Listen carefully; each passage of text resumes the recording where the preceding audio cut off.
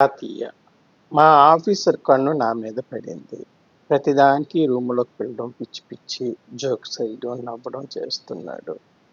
ఇలాంటి వాటి నుంచి నేను ఎలా తప్పించుకోవాలో తెలియదు.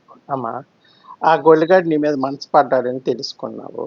పిచ్చి పిచ్చిగా జోకులేస్తున్నారు అంటున్నావు.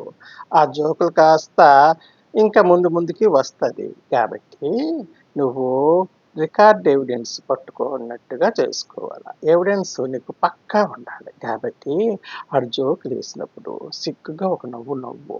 నవ్వితే ఆడు ధైర్యంతో నీకు వాట్సాప్‌లో హాయ్ అని పెడతాడు. నువ్వు సార్ అనే పెట్టు. నువ్వు కూడా హాయ్ అని పెట్టుకో. సార్ అని పెట్టు. ఆ తర్వాత డీర్ అని పెడతాడు. నువ్వు సార్ అని పెట్టు. అప్పుడు ఆడు మనసులోనివన్నీ బయట పెడతాడు. కొన్ని కొన్ని ఫోటోలు నేకర్‌గా పంపిస్తాడు. అవన్నీ కట్ చేసి పై అధికారికి పెట్టి రోగం కుదిరిపోద్ది. ఉంటాను.